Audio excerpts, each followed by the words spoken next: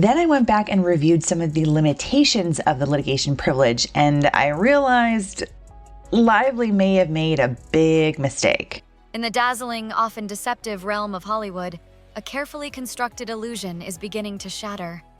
Blake Lively, once the undisputed queen of charm and effortless grace, is now facing a harsh new reality. Whispers of discontent have turned into a roar of public disapproval, and the meticulously crafted image of Hollywood's sweetheart is crumbling before our eyes. The catalyst for this dramatic shift?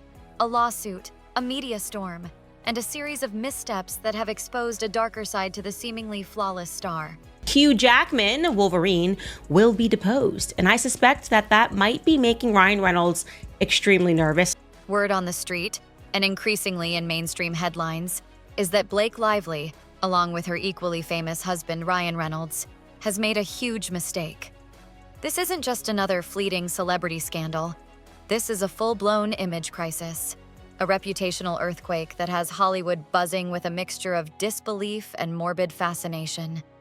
The whispers suggest a series of shady legal moves, a calculated attempt to manipulate public perception, and a level of control that has finally backfired spectacularly. Hugh Jackman appears to be tied with all of this. We have Bradley Cooper, who Blake Lively thanked in the credits for It Ends With Us, seems to be involved in all of this. Adding fuel to the fire, and perhaps the most surprising element of this unfolding drama, is the reaction of Justin Baldoni himself. Yes, that asterisk Justin Baldoni, the director and co-star embroiled in the very lawsuit that sparked this controversy. Even Baldoni, the man at the center of the storm, is reportedly shocked enough to react to the latest developments, a clear indication that this situation has spiraled far beyond the typical Hollywood drama. When even your adversary is taken aback, you know you've crossed a line. Well, it felt almost like nervously so from her team of how much that clearly was the most important thing for them. The question echoing across the internet and throughout Hollywood circles is stark and unforgiving. What exactly did Blake Lively do to transform from the beloved girl next door to the perceived villain of this unfolding narrative? How did a celebrity so carefully curated, so consistently praised, manage to trigger such a swift and decisive shift in public sentiment? Could this be the tipping point? The moment where the meticulously crafted facade finally crumbles, revealing a less palatable truth beneath? So there are a number of high-profile celebrities outside of Blake and Ryan Reynolds that will be dragged into this, and there may be some discovery that gets dragged up that is linked to them. The transformation has been almost overnight, a dizzying descent from grace that has left many reeling. One day, Blake Lively was the untouchable A-lister, the embodiment of Hollywood glamour and effortless cool.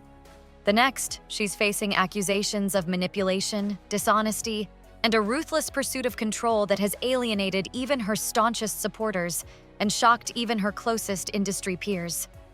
The speed and ferocity of this shift are truly breathtaking, a testament to the volatile nature of fame and the unforgiving eye of public opinion.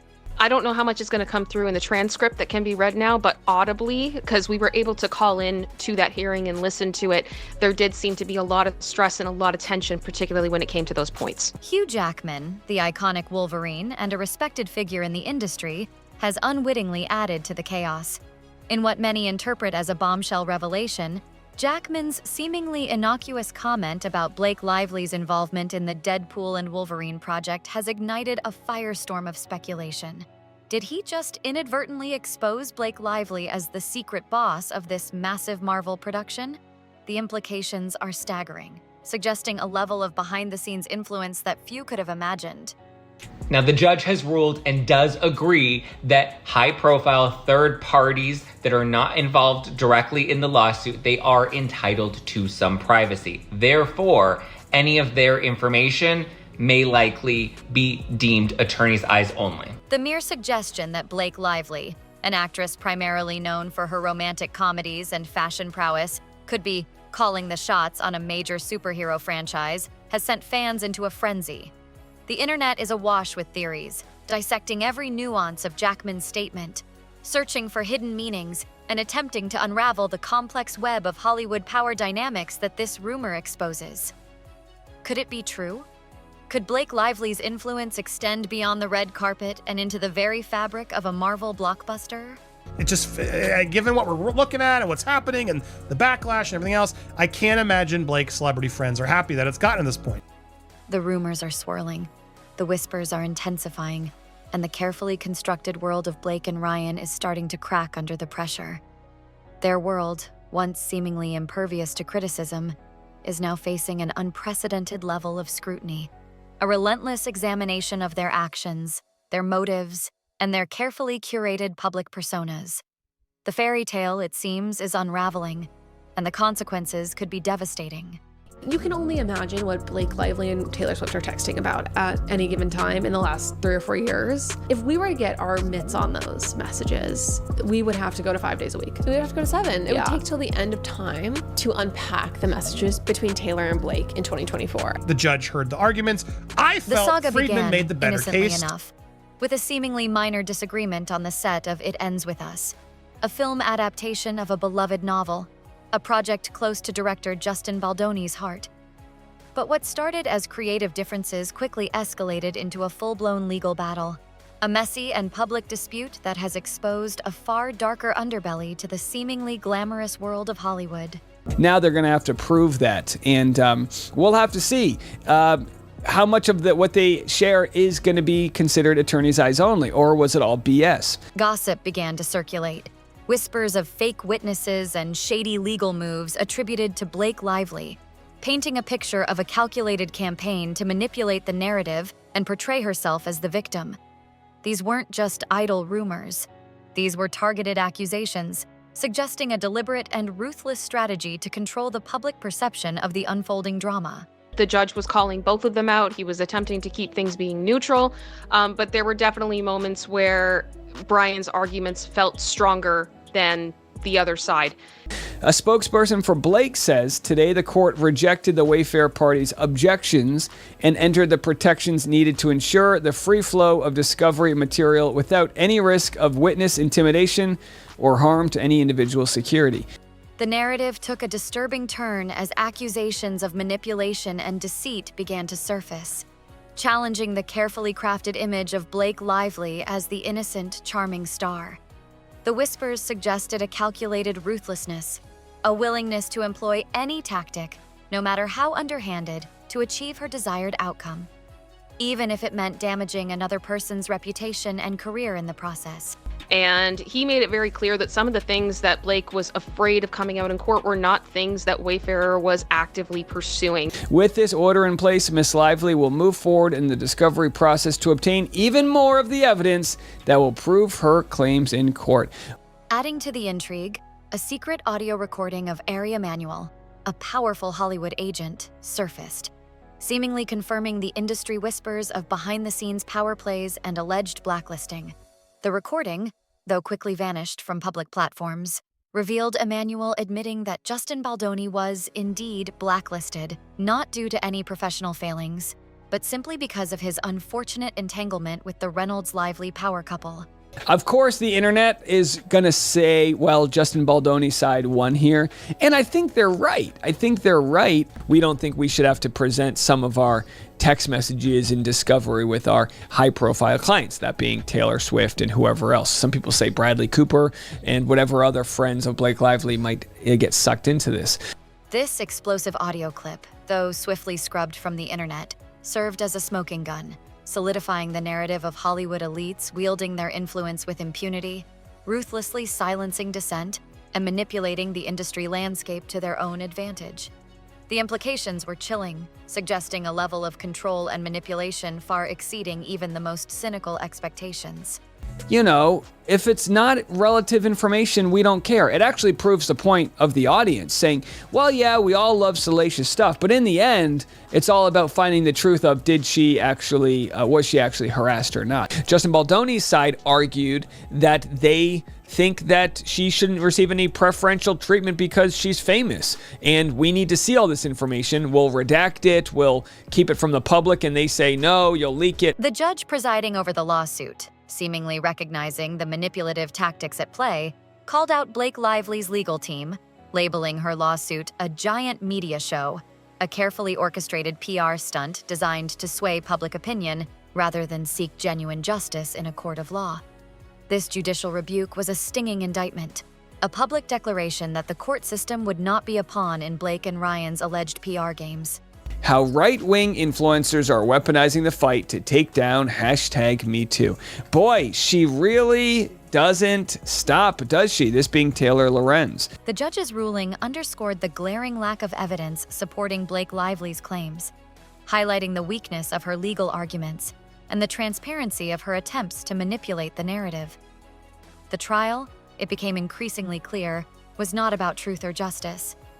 It was about controlling the story, about maintaining a carefully crafted image, even if it meant resorting to blatant dishonesty and manipulative tactics. You know, the public is entitled to see different court papers. Everything's supposed to be public, right? Freedom of Information Act are supposed to be public, but in certain cases like this, sure. The revelation of Blake Lively's alleged courtroom performance, her tears and big words dismissed as mere dishonest performance, further eroded her credibility, solidifying the perception of a carefully constructed facade crumbling under scrutiny. Her attempt to portray herself as a vulnerable victim backfired spectacularly, exposing a calculated and manipulative approach that alienated even those who might have initially been inclined to sympathize with her. Yes, good point there. Blake Lively wanted to see 2.5 years of documents going back with phone records for everyone that is in her lawsuit. Well, she wants protection from her own sources. As the case unraveled, so too did Blake Lively's carefully crafted public image. Her reputation, once shimmering and unblemished, began to tarnish. The cracks in her facade widening with each new revelation, each new accusation of manipulation and deceit. The Golden Girl of Hollywood was rapidly transforming into something far less flattering, a figure shrouded in suspicion and controversy. We care about finding out, did he harass her or not? The more Blake and Ryan attempted to spin the story their way, the more entangled they became in their own web of deceit.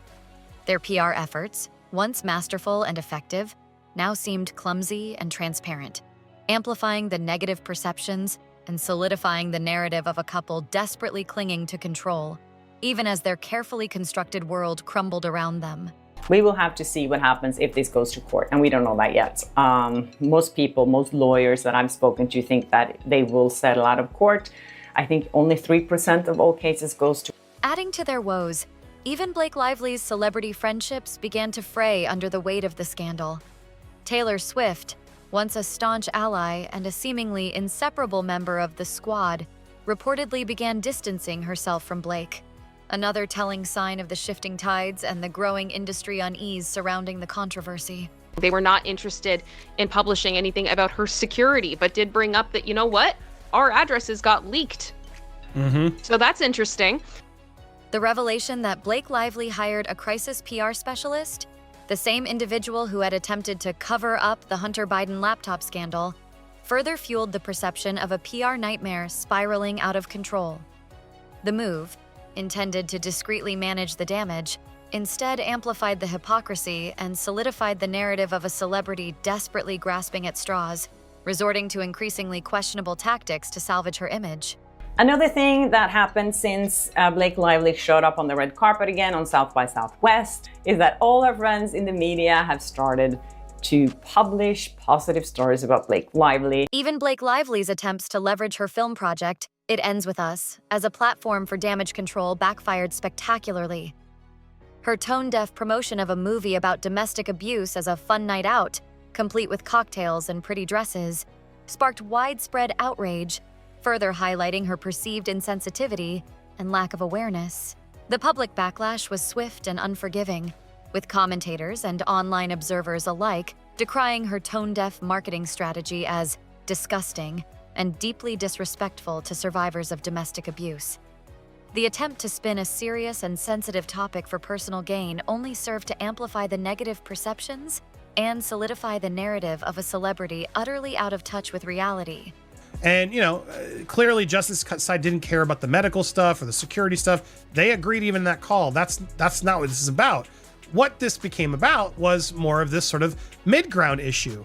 In the end, Blake Lively's carefully constructed world, built on charm, wit, and a meticulously curated public image, is facing its ultimate test. The lawsuit, the scandal, the mounting allegations, it all threatens to unravel the fairy tale, to expose the darker reality beneath the surface gloss. Will she be able to weather this unprecedented storm? Or is this, indeed, the beginning of the end for Hollywood's once golden girl?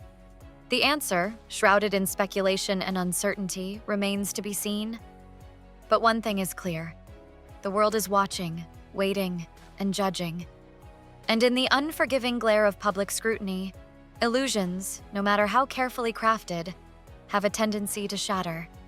The judge reminds both parties that the violation of any term of the protective order that he is putting in place is punishable by sanctions, including contempt of court.